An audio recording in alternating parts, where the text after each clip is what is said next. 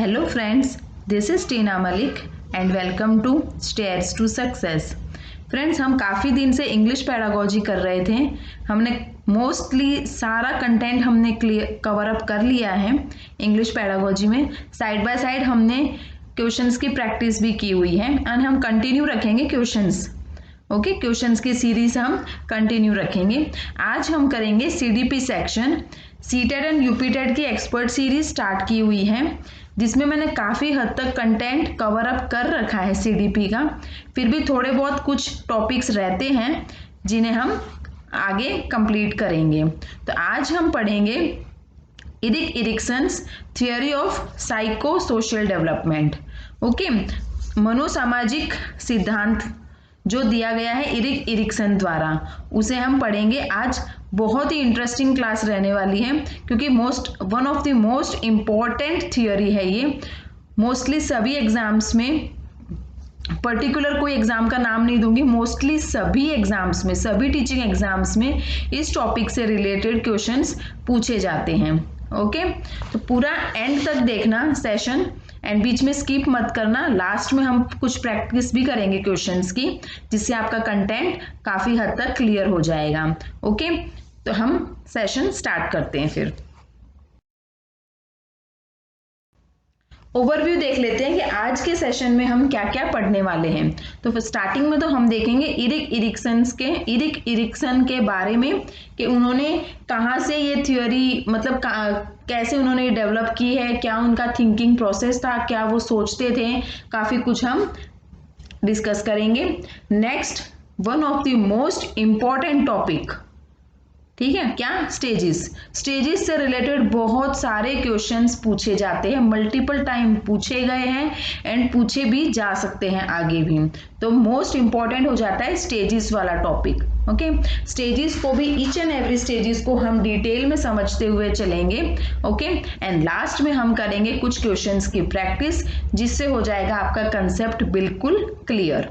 Okay, कोई doubt नहीं रहेगा और आपको आइडिया लग जाएगा कि एग्जाम में किस तरह से क्वेश्चंस पूछे जाते हैं। ओके, फिर ज्यादा टाइम वेस्ट नहीं करते, हम सेशन स्टार्ट करते हैं। तो पहले देख लेते हैं, इरिक इरिक्सन के बारे में जान लेते हैं। ओके, तो उनका देखो, each and every line is important. बहुत से क्वेश्चंस निकल कर आते हैं इस टॉपिक से रिलेटेड। आज की थियोरी मोस्ट इंपॉर्टेंट थियोरी है, बहुत ही अच्छे से समझना। ओके, इरिक हमबर्गर इरिक्सन, ये क्या है, उनका पूरा नाम है Eric hamburger Erikson. Was a German American developmental psychologist. Okay, उनका बर्थ हुआ था जर्मन में एंड उनको नागरिकता मिली थी अमेरिका की। ठीक है, तो उन्हें जर्मन अमेरिकन कहा जाता है, डेवलपमेंटल साइकोलॉजिस्ट माना जाता है। He is famous for coining the phrase identity crisis. Okay, उन्होंने एक है ना कंसेप्ट दिया है आइडेंटिटी क्राइसिस, मतलब पहचान का संकट। ओके, एंड ये एडोलेसेंस से रिलेटेड है। उन्होंने ये कंसेप्ट दिया था, ये टर्म दिया था। ओके, ये इंपॉर्टेंट है। Each and every line is important, मैंने आपको पहले भी बोला है, बहुत ही अच्छे से समझते हुए चलना। भरपूर क्वेश्चंस निकल कर आते हैं इस टॉपिक से related. Okay, Erikson maintain that personality develops in a predetermined order through 8 stages of psycho social development from infancy to adulthood. Okay, Erikson का ये कहना है कि जो पर्सनैलिटी डेवलप होती है ना ह्यूमन बीइंग की, वो एक प्री डिटरमाइंड सीक्वेंस में होती है। जो सीक्वेंस उन्होंने दिए हैं 8 स्टेजेस में डिस्क्राइब किए हुए हैं, मेंशन्ड किए हुए हैं। Okay, from infancy to adulthood means birth से डेथ तक के उन्होंने जो भी स्टेजेस आते हैं ना, उनको अच्छे से डिस्क्राइब किया हुआ है। ईच एंड एवरी स्टेज में उन्होंने बताया है कि एक क्राइसिस आता है, हर एक स्टेज में क्राइसिस है, संकट है, कन्फ्लिक्ट कह सकते हैं, द्वंद्व कह सकते हैं। ओके, एंड एक और बात भी है कि इन्होंने ना एक बुक लिखी थी, इरिक इरिक्सन ने एक बुक लिखी है, जिसके बारे में हम बाद में डिस्कस भी करेंगे, यहाँ लिखा हुआ है। पहले और पॉइंट्स देख लेते हैं। The person experiences a psycho social crisis which could have a positive or negative outcome for personality development. Means हर एक पर्सन अनुभव करता है क्राइसिस को। क्राइसिस, द्वंद्व, कन्फ्लिक्ट टू टाइप्स के हो सकते हैं, पॉजिटिव और नेगेटिव आउटकम ला सकते हैं उनके व्यक्तिगत विकास में। समझ रहे हो आप? ओके अब जब हम ये स्टेजेस अच्छे से पढ़ेंगे ना तब और कंसेप्ट क्लियर होता जाएगा आपका। Successful completion of each stage results in a healthy personality and the acquisition of basic virtues. मतलब कि जो हर एक स्टेज में कन्फ्लिक्ट है, क्राइसिस है, ये हमने जाना अभी, ठीक है। और ये क्राइसिस भी दो आउटकम्स लेकर आता है, एक तो पॉजिटिव होता है, एक नेगेटिव एस्पेक्ट होता है। पॉजिटिव एस्पेक्ट तब आता है जब कोई स्टेज का कंप्लीशन सक्सेसफुल होता है, मतलब अच्छी तरह से हो जाता है, वो स्टेज का विकास अच्छे से हो जाए ना उस स्टेज में, तो वो पॉजिटिविटी लेकर आता है, उससे हेल्दी पर्सनैलिटी डेवलप होती है ह्यूमन बीइंग की। और साथ में क्या होता है, बेसिक वर्च्यूज भी एक्वायर करते हैं, बेसिक मूल्य भी वो सीखते हैं, ठीक है, अर्जित करते हैं। यहाँ तक का कंसेप्ट क्लियर हो गया। बहुत से इंपॉर्टेंट पॉइंट्स निकल कर आए हैं। एक तो क्वेश्चन ये निकल सकता है कि उनका फुल नेम क्या है, एरिक हम्बर्गर एरिक्सन, और वो कहाँ के साइकोलॉजिस्ट थे, जर्मन अमेरिकन डेवलपमेंटल साइकोलॉजिस्ट। उन्होंने कौन सा टर्म फाइंड आउट किया था, किसके लिए फेमस थे वो, आइडेंटिटी क्राइसिस जो होता है एडोलेसेंस से रिलेटेड, ओके, पहचान का संकट। नेक्स्ट उन्होंने 8 स्टेजेस दिए हैं जिसके बारे में उन्होंने कहा है कि वो प्रीडिटरमाइंड ऑर्डर में चलते हैं, वो 8 स्टेजेस सीक्वेंस में चलते हैं फ्रॉम इन्फेंसी टू एडल्टहुड, ठीक है, ओके। फिर उन्होंने कहा है कि क्राइसिस 2 टाइप्स के होते हैं, 2 टाइप्स के आउटकम लेकर आते हैं, एक तो पॉजिटिव, एक नेगेटिव, ओके। अगर पॉजिटिव है तो हेल्दी पर्सनैलिटी बने डेवलप होगी एंड बेसिक वर्च्यूज एक्वायर करेगा ह्यूमन बीइंग, ओके। यहां तक का कंसेप्ट क्लियर है। अब आगे देख लेते हैं। अब ये जो एरिक एरिक्सन है ना, उनको प्रतिपादक कहा जाता है, फादर ऑफ साइकोसोशियल थ्योरी। ये आप बात ध्यान में रखेंगे क्योंकि एग्जाम्स में पूछा जाता है, ओके। क्या है, Erik Erikson father of psychosocial theory. Next है, उन्होंने उनकी एक ये थियोरी का एक और नाम भी है, अगर एग्जाम में पूछ लिया जाए लाइफ स्पैन थ्योरी किसने दी है तो आपको कंफ्यूज नहीं होना है, ये एरिक एरिक्सन की थ्योरी का ही नाम है जीवन अवधि सिद्धांत। क्यों ये नाम है, क्योंकि ये स्टेजेस से रिलेटेड है ना, ह्यूमन बीइंग के जो डेवलपमेंट में, पर्सनैलिटी डेवलपमेंट में जो जो स्टेजेस आते हैं उन्हीं के बारे में तो डिस्कशन हो रहा है ना, उन्हीं के बारे में है ना ये स्टेजेस। तो ये थ्योरी का नाम लाइफ स्पैन थ्योरी भी कहा जाता है। पूरे जीवन को स्टेजेस में डिवाइड कर दिया गया है इसमें, from infancy to adulthood, from birth to last जो बोलते हैं ना डेथ का जो समय होता है वहां तक का, from infancy to adulthood, okay, का टाइम पीरियड इस स्टेजेस में कवर अप हो जाता है, ओके। नेक्स्ट देख लेते हैं, एरिक एरिक्सन ने एक बुक भी लिखी थी जो लिखी थी 1963 में, ओके। जिस बुक का नाम क्या था, इस बुक का नाम था चाइल्डहुड एंड सोसाइटी। यहाँ सोसाइटी का स्पेलिंग गलत है, कोई बात नहीं, आप देख लेना, ओके। इन्होंने बुक लिखी थी 1963 में जो नाम था चाइल्डहुड एंड सोसाइटी, बचपन तथा समाज, ओके। ये देखो आप खुद आप सोच सकते हो, एरिक एरिक्सन की जो ये थ्योरी है ना वो किसके ऊपर फोकस डालती है, ये फोकस डालती है सोसाइटी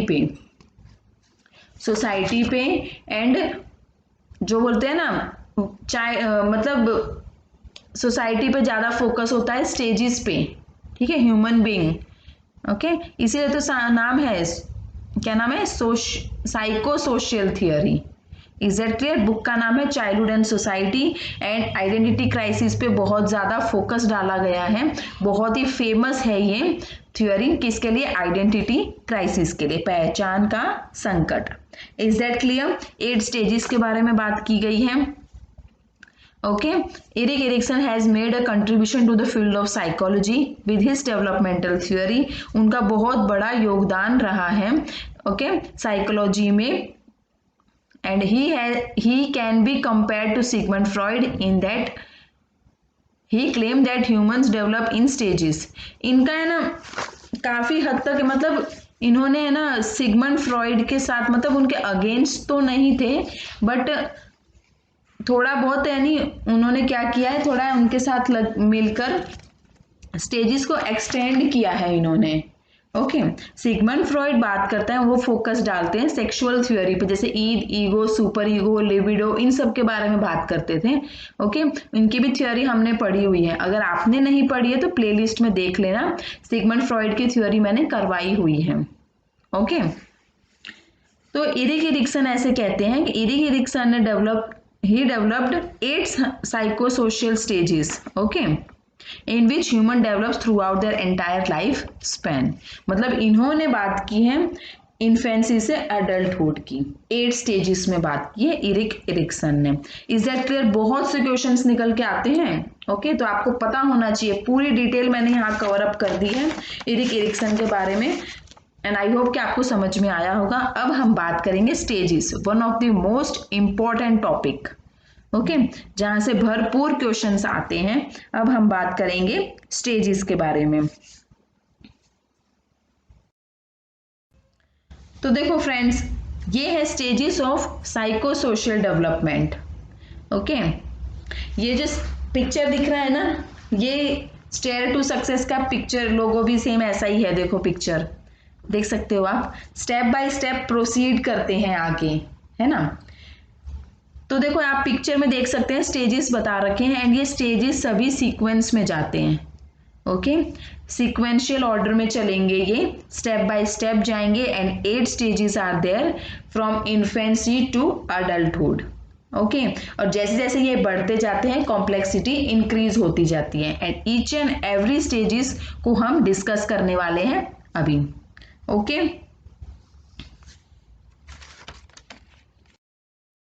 फर्स्ट वन है, फर्स्ट जो स्टेज है वो है ट्रस्ट वर्सेस मिसट्रस्ट। ओके, इसका टाइम पीरियड है 0। वैसे तो देखो टाइम पीरियड सब जगह डिफरेंट डिफरेंट दिया हुआ है, अप्रोक्सीमेट लेकर चलेंगे। Okay, birth to 1 year. First one is trust versus mistrust, Hindi में कहें तो विश्वास बनाम अविश्वास। ओके, तो देखो इसमें क्या होता है, इसमें देखो एक तो है ट्रस्ट, ठीक है, वर्सेस मिसट्रस्ट। अब देखो ये होता है इन्फेंसी पीरियड। ओके, ये होता है इन्फेंसी पीरियड, और इसमें पता है क्या होता है, इसमें है ना जो ये स्मॉल बेबी होते हैं ना, जो न्यू बॉर्न बेबी होते हैं, वो होते हैं जैसे कि वो सबसे ज्यादा ट्रस्ट किस पे करते हैं, मदर पे करते हैं, ठीक है, क्योंकि यहाँ पर सब कुछ आ जाता है। जैसे कि देखो केयर मिलती है, वार्म मिलता है, उनको लव मिलता है, अफेक्शन हो जाता है एक टाइप का, ठीक है। तो वो सब क्या है, वो सब है कि वो एक ट्रस्ट करते हैं। ओके, नरिशमेंट मिलता है, क्लीनलीनेस मिलती है, फिजिकल कांटेक्ट होता है। ओके, तो ये सब है ट्रस्ट का पार्ट। अगर बच्चे को ये सब कुछ मिल जाता है, ठीक है, ये सब कुछ अगर मिलता है अच्छे से, तो क्या होता है, होप डेवलप होती है। ओके, आशा जगती है उनमें, वो वेल एडजस्टेड पर्सनैलिटी बन सकते हैं आगे जाके, ठीक है। और अगर उनको और develop mistrust about the care of others, अगर प्रॉपर केयर नहीं मिल पा रही है, कोई परवाह नहीं कर रहा है, बच्चा रो रहा है, कोई आकर चुप नहीं करा रहा है, कोई केयर नहीं हो रही है, कोई प्रॉपर नरिशमेंट नहीं हो पा रही है, तो उसमें क्या होता है, उसमें बच्चे का मिसट्रस्ट जगता है, जो एक नेगेटिव एस्पेक्ट होता है। ओके, पर इन सब में स्टेजेस में क्या होता है पता है, अगर स्टेजेस अगर प्रॉपर पॉजिटिविटी में जाते हैं ना, पॉजिटिव आउटकम लेकर आते हैं, तो वो आगे जाकर बेनिफिशियल साबित होते हैं नेक्स्ट स्टेज के लिए। और ये सभी स्टेज इंटरकनेक्टेड हैं। अगर फर्स्ट स्टेज में प्रॉपर अच्छे से वेल एडजस्ट पर्सन बन जाते हैं ना, वेल एडजस्टेड पर्सनैलिटी बन जाती है, तो वो काफी हद तक सेकंड स्टेज में काफी हद तक हेल्पफुल रहती है।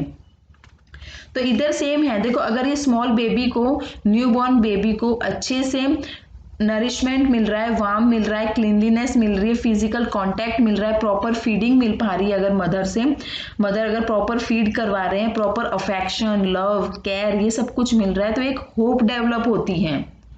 ओके, होप डेवलप होती है, आशा जगती है। Is that clear. और अगर नहीं मिल पा रहा है तो एक नेगेटिव एस्पेक्ट निकल के आता है, नेगेटिव आउटकम निकल के आता है, जो आगे जाके कहीं ना कहीं प्रॉब्लम क्रिएट करता है डेवलपमेंट में। ओके, अगर प्रॉपर तरीके से हो जाती है तो क्या होता है, होप डेवलप होती है, आशा जगती है।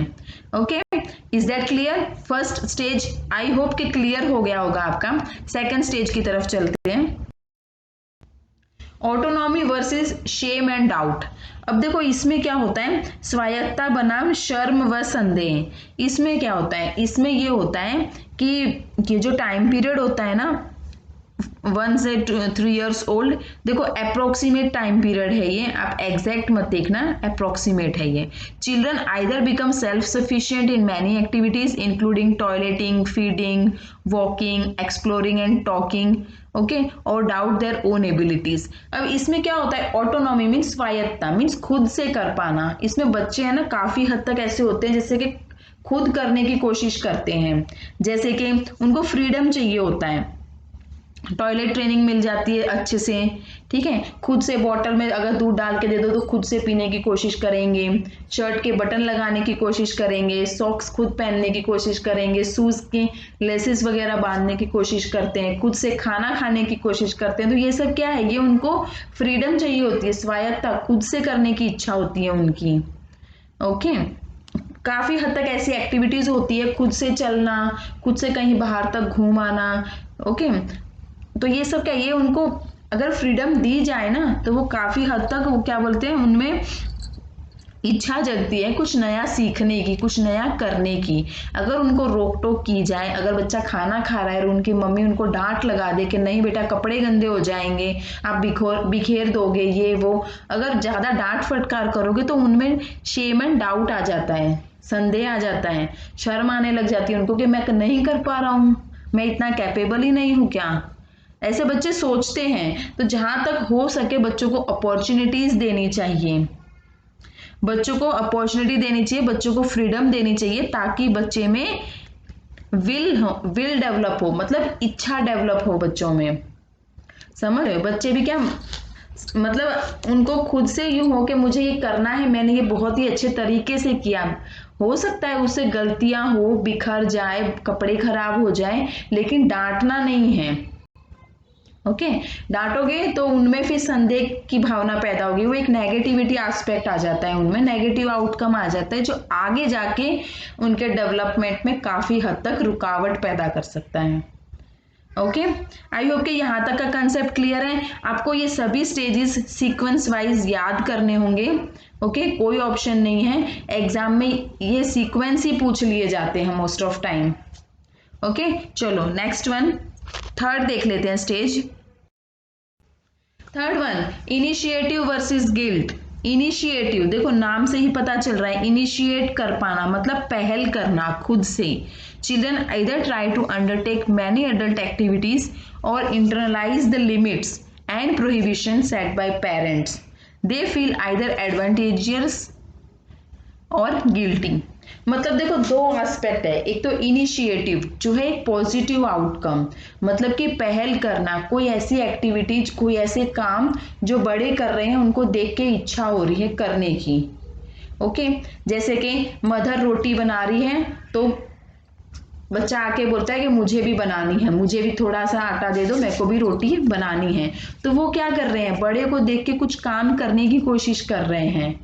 ओके, अगर उसमें अगर करने की कोशिश कर रहे हैं, थोड़ा बहुत खराब भी कर रहे हैं, अच्छे से भी बना रहे हैं, ये क्या हो रहा है, ये पहल हो रही है ना कोई काम की, बड़ों का काम देख के पहल हो रही है, खुद से करने की इच्छा हो रही है, वो होता है इनिशिएटिव। ओके, अगर इसमें रोक टोक की जाए, बहुत सारी पाबंदियां लगा दी जाए, नहीं आप नहीं करोगे, आपसे नहीं हो पाएगा, आप अभी छोटे हो, ये वो, ये रोक टोक अगर लगाई जाए तो इसमें क्या होगा, इसमें बच्चे को गिल्टी फील होगा, हीन भावना आ जाती है बच्चे में, दोष की भावना आ जाती है कि अरे मुझसे होगा ही नहीं। तो क्या होता है, इसको एक है ना प्ले एज भी कह दिया जाता है, इसमें प्ले एज एरिक एरिक्सन ने इस स्टेज को प्ले एज का नाम दिया है। वो कहते हैं कि हो सके उतने बच्चों को अपॉर्चुनिटीज दो, खुद से करने की अपॉर्चुनिटीज दो, वो खुद से करेंगे, कुछ सीखेंगे। ओके तो पहल करने की कोशिश करेगा बच्चा, अगर उनको अपॉर्चुनिटी देंगे तो कुछ नया करने की इच्छा होगी। एंड इस टाइम पीरियड को अर्ली चाइल्डहुड टाइम पीरियड भी कहा जाता है इस स्टेज को। ओके अब इसमें देखो, अगर अपॉर्चुनिटीज दी जाएगी तो इसमें क्या होगा, बच्चे में क्या होगा, क्या डेवलप होगी, पर्पस आएगा, वर्च्यू डेवलप होगा। पर्पस आएगा ना कि हाँ मुझे ये चीज करनी है। Okay is that, next stage पे प्रोसीड करते हैं। Next one is industry versus inferiority. Okay उद्योग बनाम हीनता। इसमें क्या होता है, ये टाइम पीरियड है 6 to 11 ईयर्स का। Children busily practice and then master new skills or feel inferior, unable to do anything. मतलब कि इसमें ना बच्चे कुछ मास्टरी कर लेते हैं, नई नई चीजें करना उनको अच्छा लगता है, कुछ क्रिएटिव करना, इसको स्कूल एज भी कह दिया जाता है। मीन्स स्कूल में पार्टिसिपेट करने लग जाते हैं, कोई कंपटीशन होता है, कोई डिबेट होता है, कोई डिस्कशन होता है, उन सब में पार्ट लेने लग जाते हैं अगर मौका मिले तो। होमवर्क खुद से कर लेते हैं। ओके कॉम्पिटेंस डेवलप होता है इसमें, अगर उनको अपॉर्चुनिटी प्रॉपर दी जाए ना तो वो नई नई स्किल्स को डेवलप कर लेते हैं, मास्टरी मिल जाती है उनको। और अगर उनको रोका जाए तो वो क्या होगा, इंफीरियरिटी उनमें डेवलप होती है, मीन्स हीन भावना आ जाती है उनमें। ओके हीन भावना आ जाती है, वो फिर डेवलप नहीं हो पाते, आगे जाके उनका पर्सनैलिटी डेवलपमेंट में कहीं ना कहीं रुकावट आती है। ओके नेगेटिविटी से क्या होता है, उनको एडजस्टमेंट में प्रॉब्लम होती है, फिर आगे जाके डेवलप नहीं हो पाते हैं प्रॉपर। एंड ये सभी स्टेजेस इंटरकनेक्टेड हैं, एक stage first stage second stage में अगर पॉजिटिव आउटकम ला रहा है ना तो सेकंड स्टेज में काफी हद तक हेल्पफुल साबित होता है।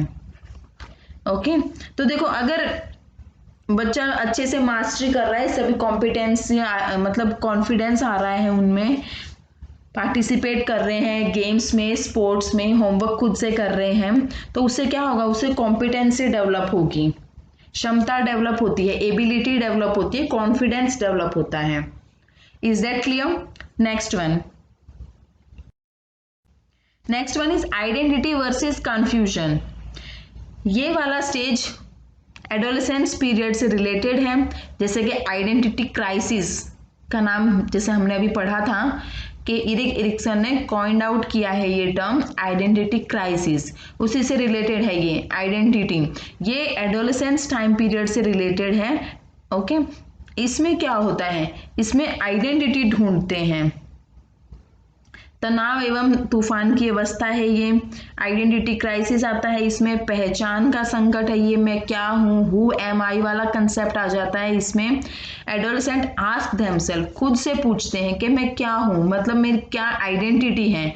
They establish sexual, political, religious and vocational identities or are confused about their roles. मतलब दो एस्पेक्ट हैं, एक है आइडेंटिटी जो पॉजिटिव है एस्पेक्ट, इसमें पता होता है कि मैंने क्या कुछ अचीव किया है, मैं क्या बनना चाहता हूँ, मैंने ये स्ट्रीम मेरे लिए कौन सी परफेक्ट है, कौन सा सब्जेक्ट मेरा फेवरेट है, उसी में आगे जाके मुझे मास्टरी करनी है, मतलब खुद के सब कुछ सोच रखा है क्या कुछ करना है। ओके एंड एक एस्पेक्ट होता है नेगेटिविटी का, रोल कंफ्यूजन, मतलब इतनी पढ़ाई भी कर ली, मास्टरी कर ली, ग्रेजुएशन कर लिया, पोस्ट ग्रेजुएशन कर लिया, फिर भी नहीं पता कि आगे जाके करना क्या है। ठीक है, हु एम आई वाला कंसेप्ट आ जाता है, मतलब मैं कौन हूँ, मुझे क्या करना है, क्या आगे फ्यूचर प्लानिंग है, क्या कुछ कहाँ जॉब करनी है, कुछ भी नहीं मालूम। ये होता है रोल कंफ्यूजन, जो एक होता है नेगेटिव आउटकम, जो आगे जाके पर्सनैलिटी डेवलपमेंट में काफी हद तक प्रॉब्लमेटिक होता है, बैरियर का काम करता है। ओके आइडेंटिटी मतलब कि कुछ अपनी पहचान बनाना कि मैं क्या हूं, ठीक है, मुझे क्या करना है, वो एक आइडेंटिटी होती है। इससे होती है फिडेलिटी डेवलप होती है, मतलब निष्ठा डेवलप होती है इसमें। Next one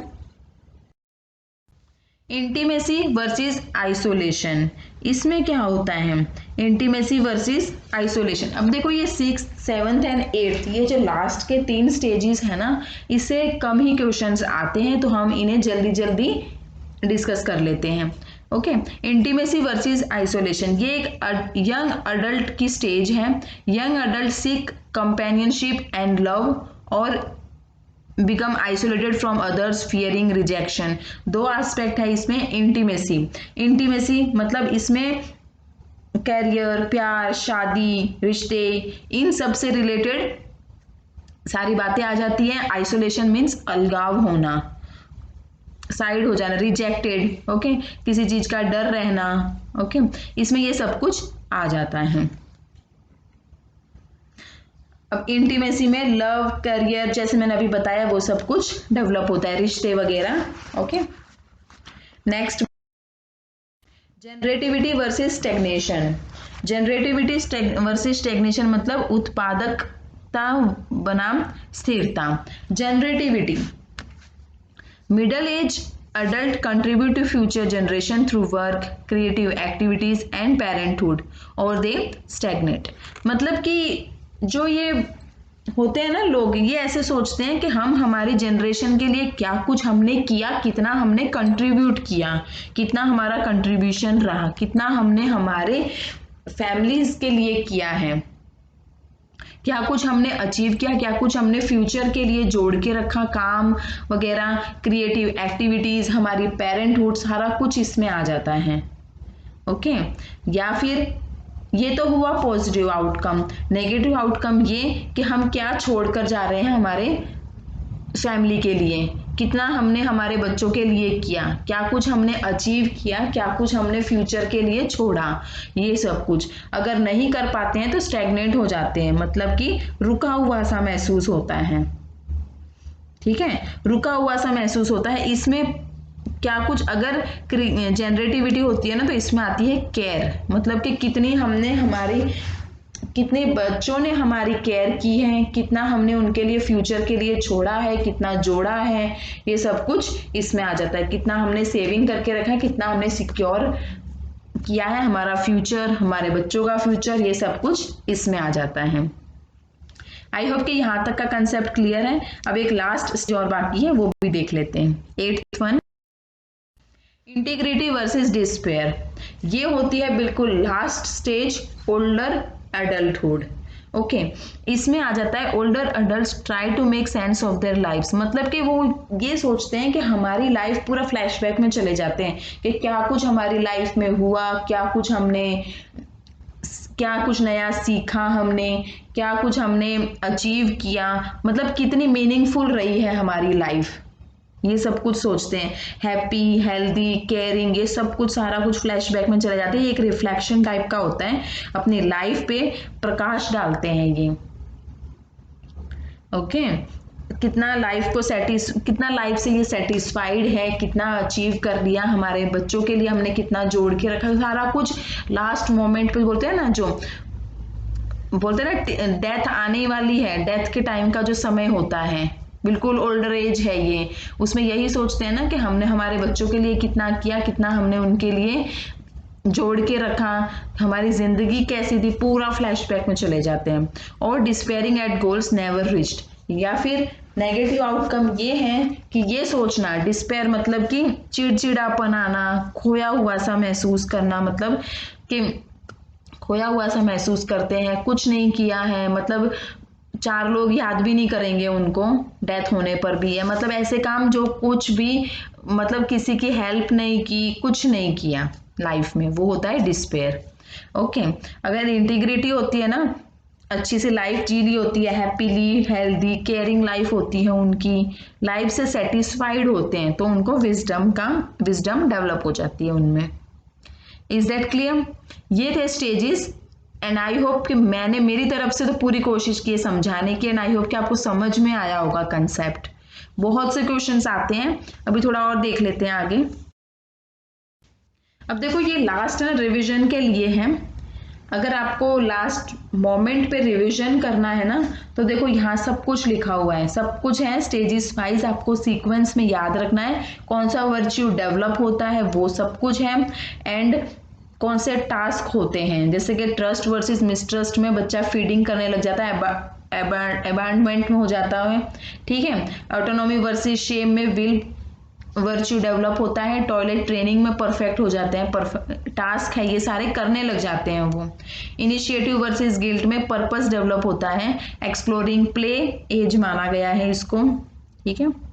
industry versus inferiority में कंपेटेंसी डेवलप होती है, स्कूल्स एंड स्पोर्ट्स से रिलेटेड है ये।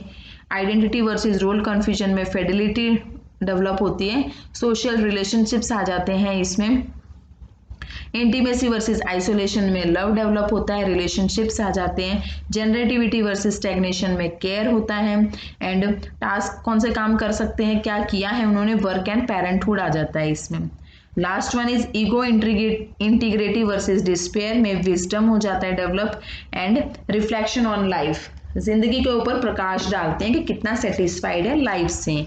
अब देखो ये साइड में हिंदी भी लिखी हुई है मैंने स्टेजेस की, बट हिंदी बहुत ही हाई फाई लैंग्वेज है, बिल्कुल हाई लेवल की है, बहुत ही भयंकर हिंदी है ये, इसलिए मेरी तो एडवाइस यही है कि आप इंग्लिश में ही इन्हें स्टेजेस को याद रखें। ओके, चलो ये तो है लास्ट रिवीजन का आपका कंसेप्ट, लास्ट मोमेंट पे आप ऐसे याद रख सकते हैं। अब कर लेते हैं कुछ क्वेश्चंस की practice. Okay, first one, psychosocial theory emphasizes on which of the following, कौन से स्टेजेस पे फोकस डालते हैं, देखो phallic and latency stages, stimulus and response, ये सब कुछ नहीं है, किसके ऊपर, option C industry versus inferiority stage. Okay, ऐसे क्वेश्चंस पूछे जाते हैं, कोई और स्टेजेस डाल देंगे, उसमें कोई एक इरिक्सन के स्टेजेस का नाम डाल देंगे, आपको फाइंड आउट करना है। Okay, correct option. Next one, during the dash stage one's ability to cope with demands is challenged and either competence or inferiority are the outcomes, कौन सा स्टेज है इसमें, तो इन्फेंसी नहीं होगा, अर्ली चाइल्डहुड भी नहीं, प्री स्कूल भी नहीं, दैट इज स्कूल एज।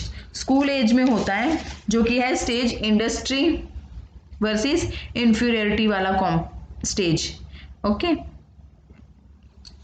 इसमें कॉम्पिटेंस लेवल डेवलप होता है, क्षमता डेवलप होती है स्कूल एज में। Which of this is not one of the life stage virtues of the development according to Erikson, मतलब कि आपको ये बताना है कि इन ऑप्शंस में से कौन सा एक लाइफ स्टेज वर्च्यू नहीं है। ओके, होप डेवलप होती है, ओके, फर्स्ट स्टेज में, ट्रस्ट वर्सेस मिसट्रस्ट में, लव डेवलप होता है इंटीमेसी वर्सेस आइसोलेशन में, सिक्स्थ स्टेज में, ऑनेस्टी जैसा कुछ नहीं है, विजडम डेवलप होता है लास्ट स्टेज में, एट्थ में, ईगो इंटीग्रिटी वर्सेस डिस्पेयर में, तो कौन सा नहीं है, ऑनेस्टी। ऑनेस्टी जैसा कोई यहाँ पर वर्च्यू के बारे में बात नहीं हुई है। Next question, what psychosocial crisis results in either a feeling of self will or giving up, कौन सा होगा, trust versus mistrust, autonomy versus shame and doubt, generativity versus stagnation या इंटीमेसी वर्सेस आइसोलेशन, कौन सा ऑप्शन होगा, B autonomy versus shame and doubt. Self will है ना, या और गिविंग अप, मतलब या तो वो काम हो ही नहीं पाएगा या फिर खुद से करना है। ओके, स्वायत्ता, फ्रीडम चाहिए खुद से करने की, सेल्फ विल, तो ये तो विल इच्छा डेवलप होगी ना। Okay, next, which psychosocial stage centers around integrating a new personality out of many changes taking place at this time in the individual's life, integrating a new personality, एक नई personality integrate करनी है, कौन से में होगा, आइडेंटिटी वर्सेस रोल कंफ्यूजन, मतलब नई पर्सनैलिटी बनानी है ना, खुद को लाइफ में कुछ बनना है, तो ये क्या होगा, ये होगा identity versus role confusion. Is that clear? तो फ्रेंड्स, ये था हमारा आज का सेशन एंड आई होप कि आपको मेरा पढ़ाया हुआ समझ में आया होगा। एंड फिर भी कोई डाउट है, आप कुछ पूछना चाहते हो तो आप कमेंट करके क्वेश्चंस पूछ सकते हो, कोई क्वेरी है पूछ सकते हो। सेशन पसंद आया तो प्लीज़ लाइक कीजिएगा, अपने फ्रेंड्स के साथ शेयर करना, मैक्सिमम शेयर करना, क्योंकि ये टॉपिक हर एक टीचिंग एग्जाम्स के लिए बेनिफिशियल है। फर्स्ट टाइम चैनल विजिट किया है तो सब्सक्राइब कर लेना, बेल आइकन प्रेस कर लेना। मिलते हैं नेक्स्ट सेशन में। Till then take care, bye.